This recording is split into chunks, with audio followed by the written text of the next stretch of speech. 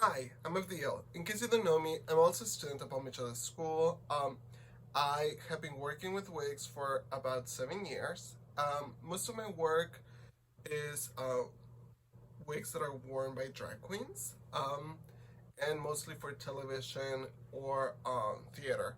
So most of my hairstyles are not really something that average girl would wear out in the town. Um, but I do know a bit about wigs, so I figured I would share. Rachel asked me to share some of my knowledge. A full wig is anything that would cover the entire head of the person wearing it. A piece, basically not an entire wig, it's something that partially covers the head or adds hair to a human or a wearer without covering the entire head of the wearer. Um, there is several types of full wigs. This, for example, is the closest thing I have to a capless wig. So we're gonna pretend it's a capless wig. And a capless wig is basically made out of wefts entirely. It doesn't have this part. It's missing this lacy looking thing. This makes it a partial cap wig. But for the most part, this would be considered a capless wig. Now, this is also a hard front. That means that it's missing a lace front. That means you can't really part it, like pull the hair back without really showing that's the wig. Um, you can, it's just a choice. This over here would be considered a lace front. Again, it's made out of wefts on the back. It has a cap at the top. If it didn't have this, it could be considered a capless, because it's still made out of wefts. It just has this piece of fabric that connects everything together. This is a lace front. A lace front has, this is styles, it's a little bit harder to pull than usual. A lace front can be anything that comes from the cap of the wig forward, and this is a fine netting that is actually ventilated by hand, and it's supposed to look realistic and blend to the wearer's head. I'll show you guys how that happens. Another version of this can be a full lace wig. A full lace wig is made completely of lace, basically, which is a netting. It's very similar to tulle. It's just a little bit sturdier than tulle, and the entire thing is hand ventilated. These are usually not very flexible. These have a bit of elastic, so you can actually stretch and make sure that it fits the wearer a lot easier than you can with these. These tend to be made to measure, but this is actually a factory wig. It's not custom made, which is why it has this section in the middle, and this is actually made out of more elasticy material, or in the middle. This allows it to fit a little bit more than one person, but for the most part, the circumference is not as easy to adjust. Now, the advantage of a full lace wig is that you would be able to part it in any direction that you want it, and in theory, you would be able to see basically hair growing out of the skull. And you can do this in any direction you want. A lace front, you can do that at the very front. You can part it in any direction you want at the front of the hairline. But if you look beyond the hairline, you're gonna have wefts showing. Now, in between those two, we have a lace top. A lace top is also made out of wefts on the back and sides, but the front and the top of the cap, so this is the lace front, and then the top is also hand ventilated. So this entire section is ventilated, as well as the entire front.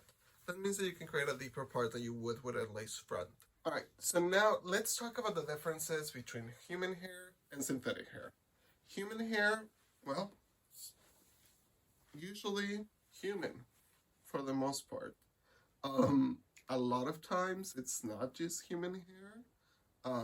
It can be animal fibers that resemble human hair, and but basically it's any hair that has a cuticle and will respond to chemical treatments the same way that human hair would. Now, one of the advantages of human hair is that it will respond to hot tools the exact same way that your hair off your scalp will. The problem with that is that it will respond to humidity the exact same way that your hair would. So if you're in a drier climate and you want to wear a wig and you want to straighten it bone straight, you'll be totally fine. But if you're in a more humid place, you may have some trouble.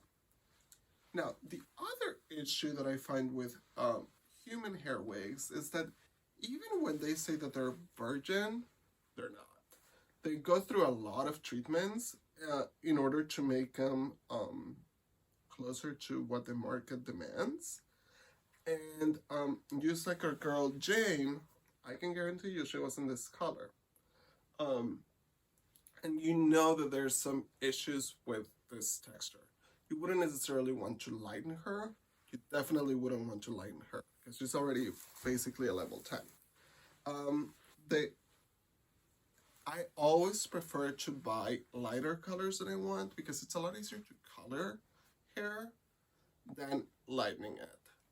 Most of the time, they've gone through a lot, like I said before, and that means that once you put that liner in there, you're gonna run into trouble. Another personal issue that I have with human hair wigs is that, for example, this is a 28, 30-inch wig. The ends of it, they're a little bit sad, just like it would be with Jane that I showed you earlier from Paul Mitchell, or any doll. Like human hair tends to thin out at the ends, thins out quite a bit on human hair wigs.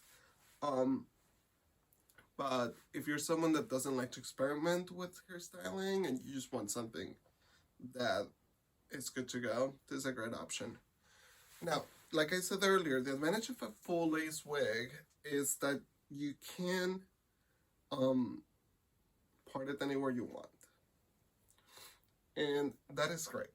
The problem with that is, like, a lot of times people want to add extra wefting to their wigs to make them thicker, which I think is fabulous. I don't encourage doing that to a full lace wig because you're kind of defeating the purpose of it. In that case, I recommend, if that's what you want to do, add more density to your human hair wig, I would recommend that you get a lace front wig, because if you're going to add wefts, it might as well just be a lace front and not spend the extra money that it would cost to get a full lace wig. That would be a lot more expensive when you're gonna add wefts and not be able to part it everywhere you want anymore.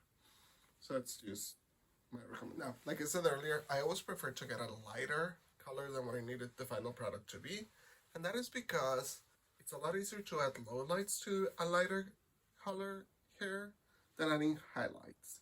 You can lighten them, you just have to go really low and steady, and kind of risking the integrity of the hair because, let's be honest, it's already compromised. Use like our girls Jane and our girl Cassie and all of those ladies. This hair has already been through a lot of chemical treatments, and I can guarantee you that they didn't get this hair and this color from a human being. In fact, I can guarantee you that it was actually probably at the lightest a level 4 brown. They get them to this color through a lot, but they get them there, and it's a lot easier than trying to lighten it yourself.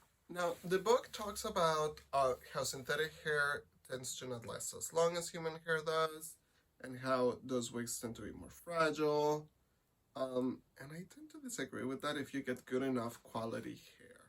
Yes, there's absolutely horrid wigs out there, but lately there's been new developments in synthetic fibers that actually look pretty convincing, and you can actually restore back to what they used to be. Alright, so I'm going to assume that you guys are fairly confident on how to work with human hair, and that you can sort of revitalize damaged hair. I know that that's kind of like a very tough topic, but we're gonna focus on synthetic hair because that's not something that a lot of people have experience with, and I want to talk to you guys about that. The first thing you want to do when you're going to work with a lace front wig, which is what we're doing today, you want to make sure you're blocking it properly. The way you would do that, you would put it on a block, so a wig block, and you want to try and make sure that it's the size of your client that is going to wear it, ideally. If it's not, or you don't know the size of your client, I recommend like a 22, 23 inch. That tends to be a very medium size head. So, you're going to set it on your wig canvas, or wig block, and you're going to make sure that it's in the right place. Then you're going to take some twine, and you're going to wet that. You want it fairly soaked. Once that's wet, you're going to place your first pin. It's going to be right in the center. Now, this is for a fresh lace, one that hasn't been cut. If it's already been cut, you would basically go along the hairline quite a bit higher. I prefer pins for the lace front. They're quite short and as thick as I can get them in this length. The reason for that is because I don't want to be working with a longer pin to insert that in and all of that, when I can just do it with something short and it's going to give me the same hold, but it's going to be easier to pull out later. So you're going to pin and push up. So you're going to go in and then up, because a lot of the pulling you're going to be doing is going to be back, and because it's facing up, I'm going to do a few first along the hair. Make sure you have even tension throughout. The reason for the twine is to make sure that whenever there's a pull, you're distributing that pull along the entire hairline instead of a single spot. If you're not using a twine, you're more likely to rip the lace. Now, there's a myth that you can't use heat on a synthetic wig. That is an absolute lie. Problem is that there's a lot of different qualities on synthetic hair. If you do not know the quality of your synthetic hair, you want to make sure that you limit the amount of heat that you're using. Also, I recommend that you use steam. All you would have to do is brush the section completely out. Make sure you're brushing from the ends to the root. Be very careful. Now, if you're using steam, you're going to make sure that your wig is clean. If you have not washed it, you want to make sure that you wash it first. Now, if you're using steam, all you're going to do, you're going to take your steamer and your brush, and you're going to go together on the same motion. This is going to provide a limited amount of heat. This is going to provide a limited amount of heat throughout the section, but it's not going to get too hot. Most synthetic fibers can get that hot, just 212 degrees. That's the limit. That's as hot as it gets. Your wig has product like this one. You do not want to use steam, because once it gets wet, it's going to reactivate that hairspray and it's going to get really gunky. The way I like to do it, I like to use a blow dryer. Now you can use a brown brush and a regular blow dryer, which I guess I can do and show. Okay. So we're gonna use, because this synthetic fiber can take heat, I'm going to use a blow dryer and a round brush. What I'm gonna do first, I'm gonna try and focus on heating up my brush, because that's gonna help me smooth out this hair.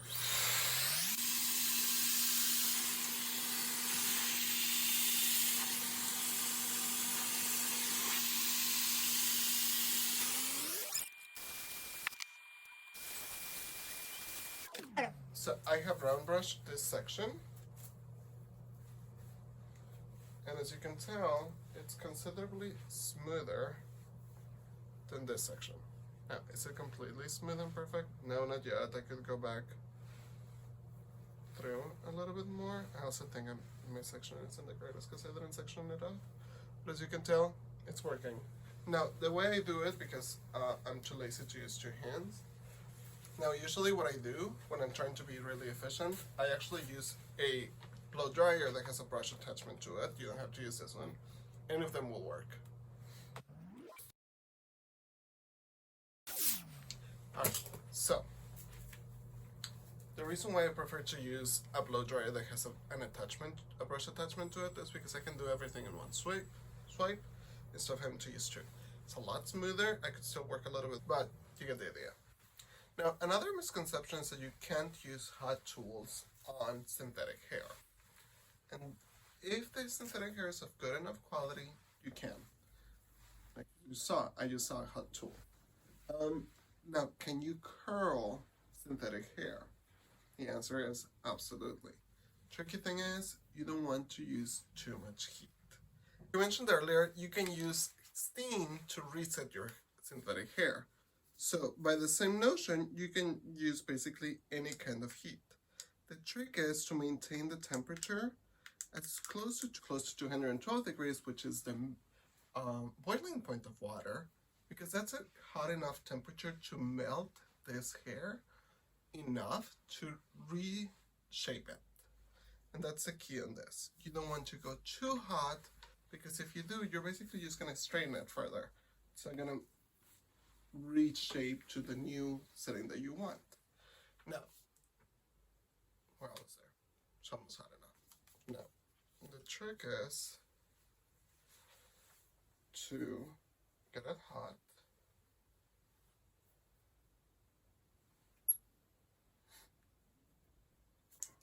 Just like with human hair, you will test it by checking that the heat makes it through all the way to the outside layer of your section. Now, you need to be very careful when you release it. So you need to try and conserve that curl. What we're doing, we're heating it up, we're melting it into the curled shape, and we need to wait for it to cool down completely. And it needs to remain in that shape while it cools down completely.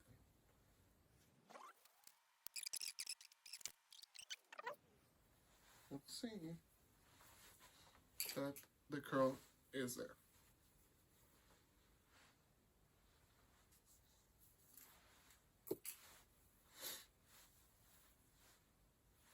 This has absolutely nothing to do with the product in it.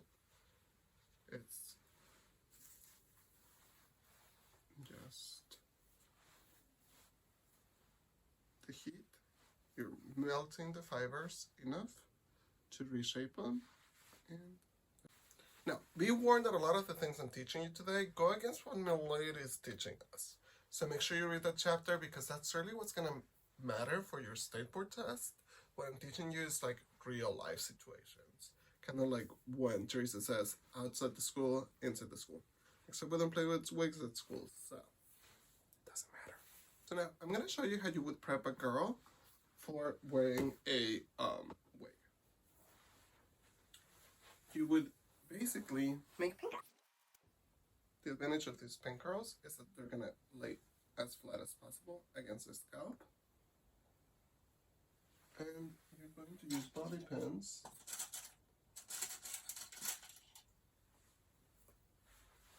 and when you lay them, you're going to make a X with them. The reason for that is because basically you want them to interlock and lock in place.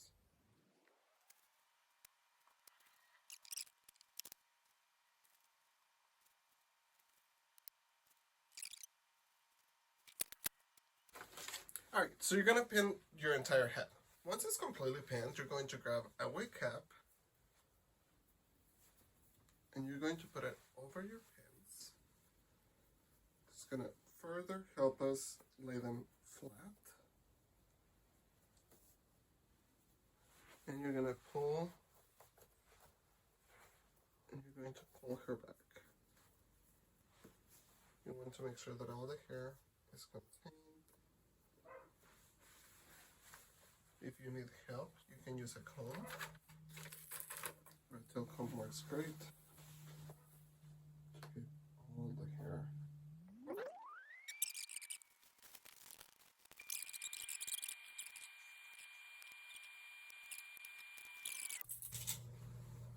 To place your wig, you usually get your client to help you with their fingers and help you place it. She's not very cooperative. Now, you would place it like, again, this is not gonna fit her because she's like the size of a 10-year-old. But you would put the pin through the lace and into your pins that you just placed. What this is going to do is going to allow us to have hold before we even glue it. So again, I have my pin here, I'm going to bring it forward on this part, and this pin is going to go. It's gonna lock it in place. She's already pretty good. Just because of those two pins, I can already pull the wig and it's not coming off.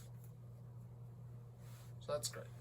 Puricum, I prefer Cryolan brand because it's, if you use type P, it's sweat proof. And you would place the glue inside of the lace, like in between the lace and the forehead, and on the surface. Then you would grab another wig cap, and with that wig cap, you would press it down. But again, because of these pins, and because I use the snap-on clips, I don't have to depend on the glue at all. The glue is used to help make the laces appear.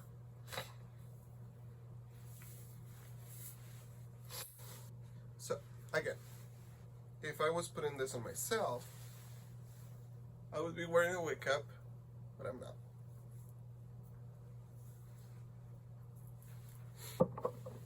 Alright, so I'm gonna partially attempt gluing this wig down. It's not pinned. I'm just gonna really quickly glue it so you guys can see how easy it is to blend it. I'm not gonna glue it all the way. I just want you guys to see how there's a huge improvement with a little bit of glue.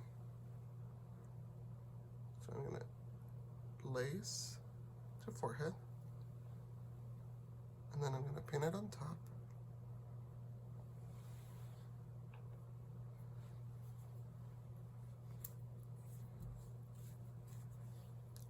Then I'm going to tap it with another wig cap.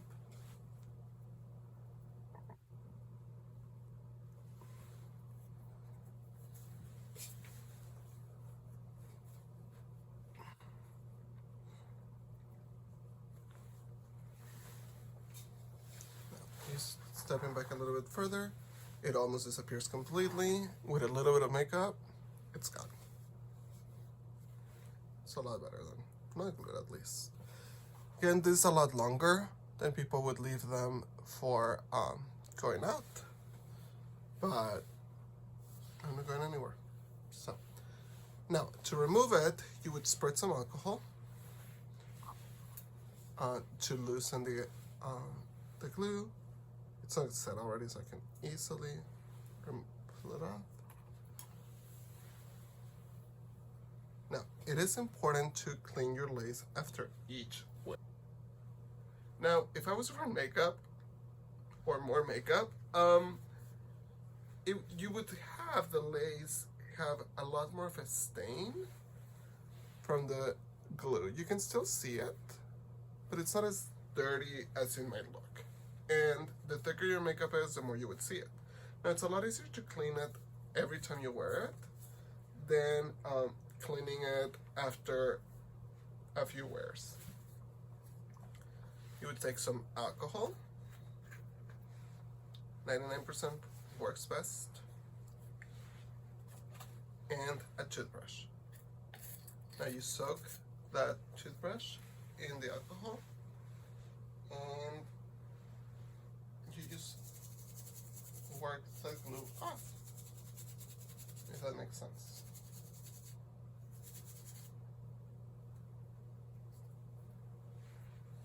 And voila, it's clean again. Super easy. It's a lot easier to do if you only do one night than if you have to do multiple nights. Trust me. Now, a lot of what I'm teaching you guys kind of goes against what the Milady chapter says. So make sure you're reading the advantages and disadvantages of what the Milady book says and what you should know for your state board. Now, at the end of this, you'll be asked to create a Venn diagram. And this Venn diagram is going to be to differentiate and to find the things in common between synthetic and human hair. Water hits human hair, it's going to lose whatever set you gave it with heat or water before. Synthetic hair is going to maintain its set through staying wet. Now, if you steam set your wig, which you can do a roller set on it and then heat it up with some steam, you don't have to wait for it to dry completely, you just have to wait for it to cool completely.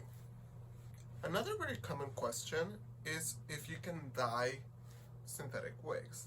You cannot dye them using the oxidative dyes that we use for human hair. You can, however, dye them using alcohol inks diluted in alcohol. So what I would do, I would fill this up with 99% alcohol, and then I would take an art marker, it's an alcohol ink, take the inside and fill it up with this, and let's say I wanted to make this bluer, I would put blue in here, and then I would spritz it. Can you lighten a synthetic wig? Absolutely not. Alright guys, I hope this was fun and informational, and hope to see you soon.